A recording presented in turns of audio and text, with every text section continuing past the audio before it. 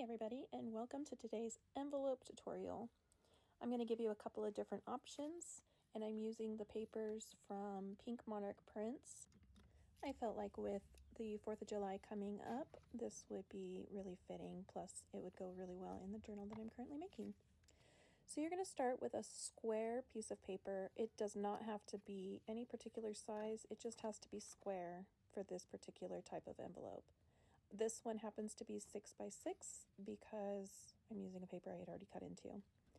And so I line it up with my ruler. If you want to use a paper trimmer, you can. You can use just scissors.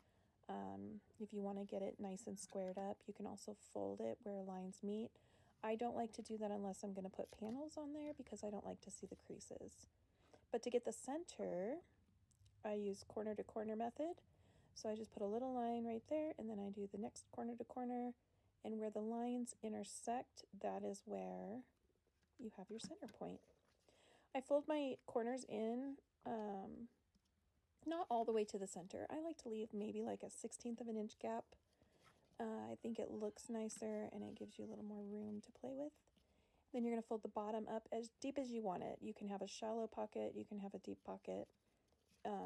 It really is your personal preference. Just make sure it's squared up. Then you're going to fold that part down, and that's just so that it gives it a nice aesthetic look. Then the top flap is going to be as far down as you'd like. I like to keep mine very close to the top, I guess. So there's no precise measurements. Honestly, it's just personal preference. And then when you go to cut the corners, there is a tool that you can use that will notch those out for you. And I do have that tool, but I prefer to just hand cut them at a slant. And then you're going to cut that little fold that you had made off as well. So you're just going in and kind of like notching out these corner bits. And this is so that you don't have all of that bulk of paper underneath your folds. And then we cut that part off and the rest of the notches. Then I used my corner rounder for the flap that is going to close the envelope because I think it looks nicer, but you don't have to do that. And you can do it with scissors if you don't have the corner rounder. I'm erasing the pencil marks because I don't want to show inside the pocket. And then I went in and inked, and I will spare you having to watch the inking process. So ta-da! The magic of editing. Now you're just going to place your glue on the edges, making sure not to get too close to the edge to where it closes your envelope. You want to make sure that those pockets are still open. And that's how you make an envelope. And you can make them any size, teeny tiny or really big. This one is going to be a coin pocket. Again, you're using a square piece of paper, and you're going to fold it in thirds. Again, there's no precise measurement. You get to do it however you want. Whatever width you want, that's how you make it. And so you can make it really skinny, you can make it really wide, you can make it short, you can make it tall. So play around with the different sizes. But to get the aesthetic that you want, you're going to have the bottom fold up kind of shallow, like a small fold, and the top is going to be a bigger fold, as you can see where my crease lines are. And then you're going to cut out all the corner pieces. And again, I like to cut them at an angle. This is so that when it folds up, you don't have pieces looking kind of wonky and uneven. They fold into each other and they look really nice. It just eliminates a lot of the fuss and, I guess, imprecise, I don't know how you would, alignment. So anyway, going through, cutting all of those out with a little bit of a wedge. And then I like to round out the corners because, again, it just looks nicer. My corner rounder didn't reach those little ones, so I just did it with the scissors. And if you're not confident doing that, then you can leave them square, and that's totally fine. Everything is kind of customizable to your personal preference. This is just guideline.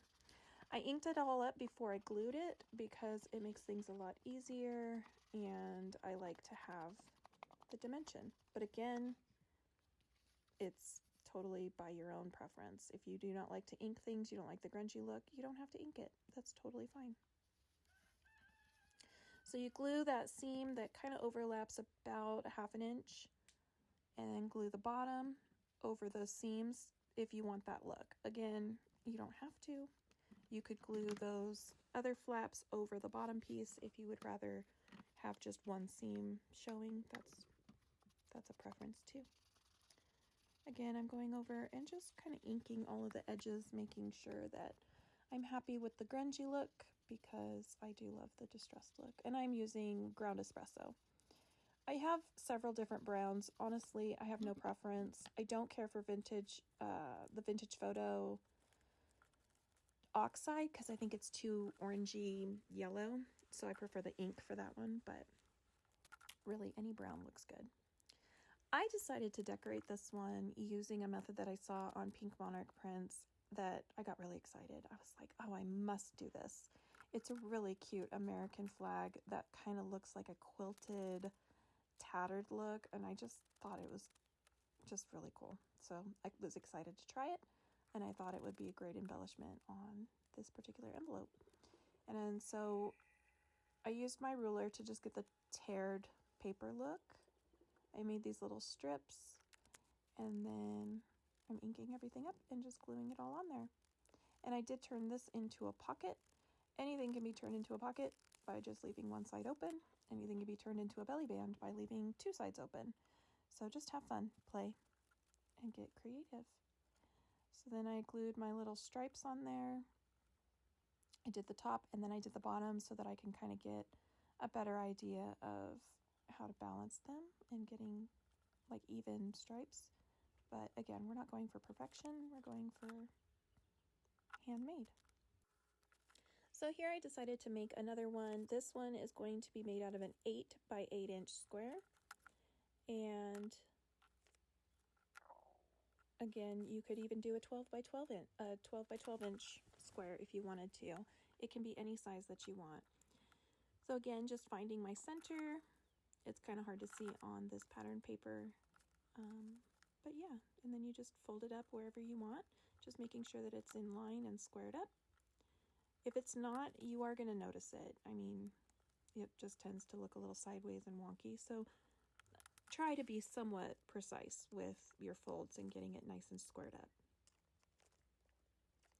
Again, going in and notching those all out so that it all goes together really well. And I round my flap and I inked it, gluing the little flap down, and voila, you have another larger envelope.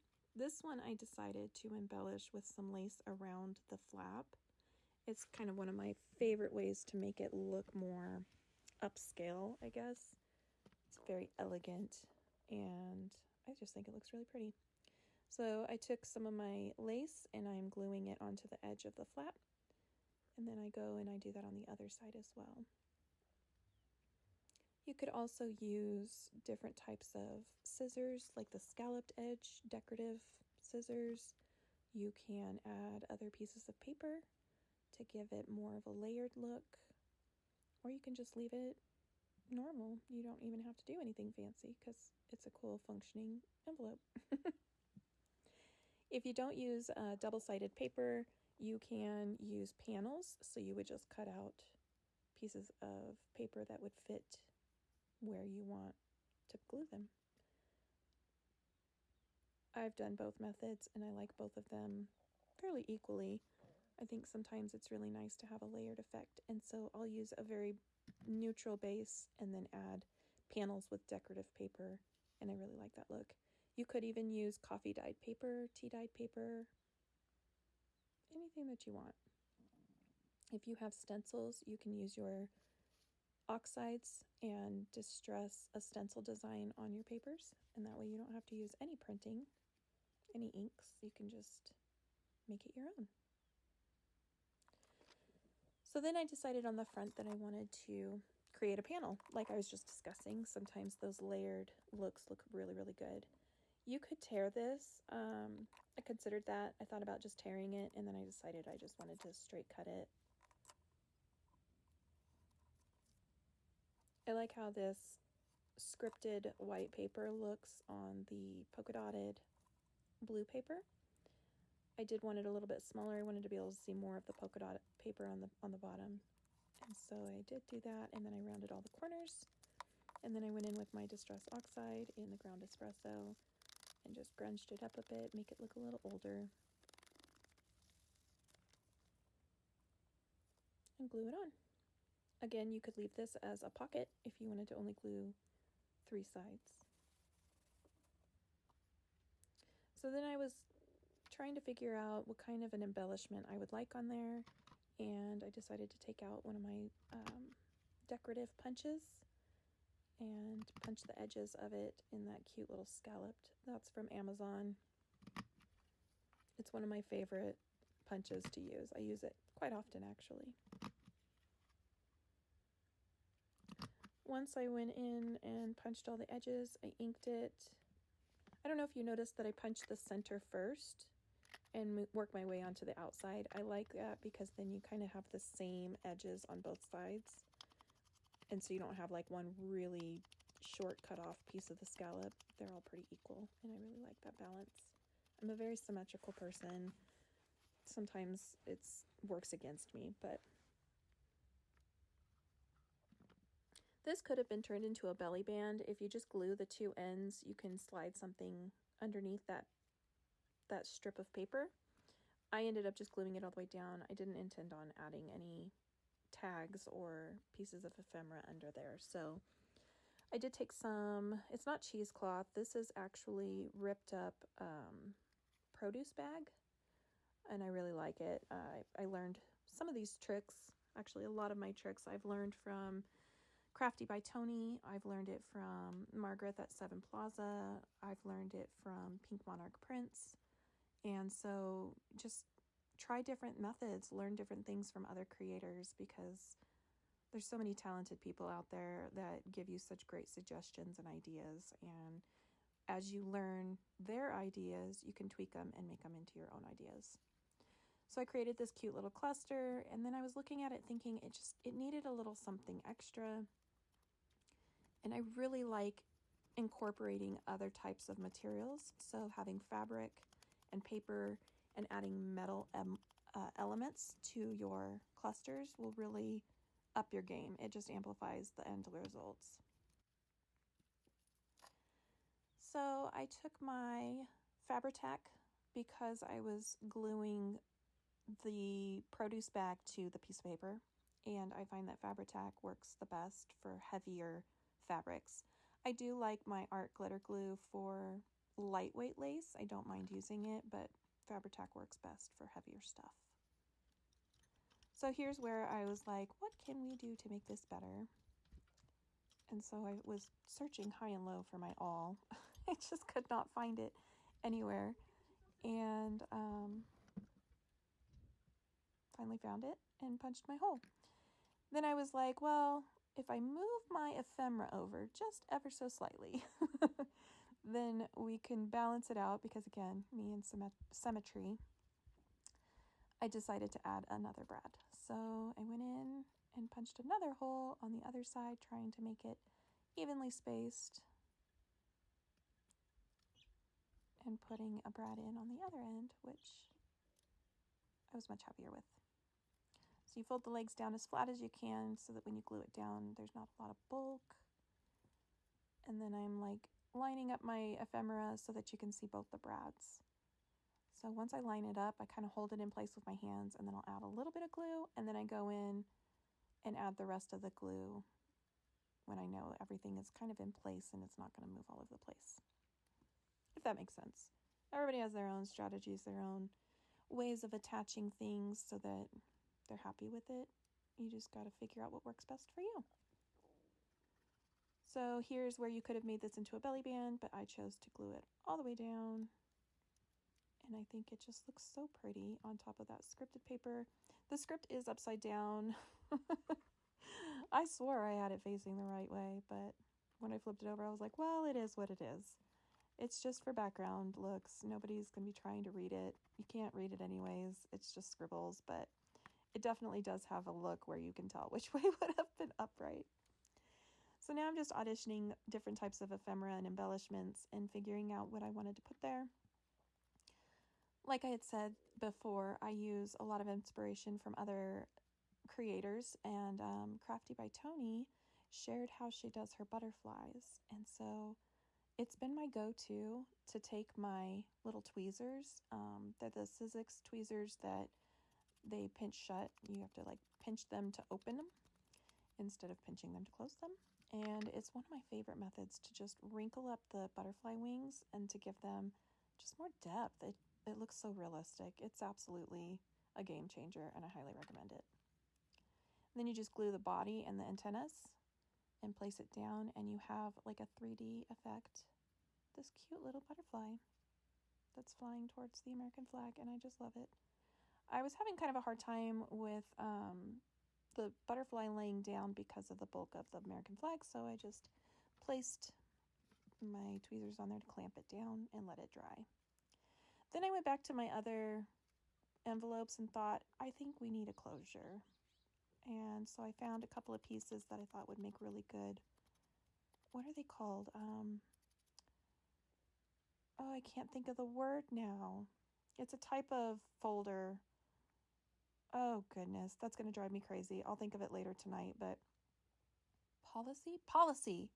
That's what it is, right? It's a policy closure. Anyway, policy folder, policy envelope. Whatever it's called, that's what I did. Where you take the strings and you can wrap it around like a button style thing. I did put an eyelet on that one, and then I fed my baker's twine. I used red and white baker's twine. I thought it looked so patriotic, so pretty. And then I fed that through there, and then I took a scrap piece of paper and cut, I think it's like 3/8 of an inch circle punch. It's not labeled on there, but I think that's the size it is. Basically just small circles, and I did like 5 of them with the cardstock, and I glued them all together, and that kind of gives you that chipboard effect without having to buy chipboard. So then you have like a thicker button that can go under whatever circle or flower or butterfly, or in this case my little star fussy cut. Lifts it up off the page so that you have something to wrap it around. You could also do this with a brad, but I really liked the star piece. And you glue it as far down as you want. You could have it up close to the flap, you could have it down lower. It's wherever you prefer. And then you just wrap your twine around it and it closes it up. How cute is that? Still have a pocket there. Then this one, I was thinking, well, this one needs a closure now. So I found my Velcro dots and a star. That star blended in too much, so I looked for a different one. I really liked that one. I liked that it matched the front scripted background. So I thought about just having it as like a tuck spot for the envelope, but with the lace being as flimsy as it is, it would have just been a pain in the butt. My words are not wording today. So I put the soft Velcro part on the flap and the rougher hook part on the bottom. Then I took my star, distressed it a little bit, and glued it just on the tip of the envelope. Make sure you don't glue the star down to the base of the envelope, because then you would have to pull it off and it would damage your envelope, and that would be very sad. So now we have our closure for that one. How cute are they? I hope you found this tutorial to be helpful, and thank you so much for watching. Bye guys.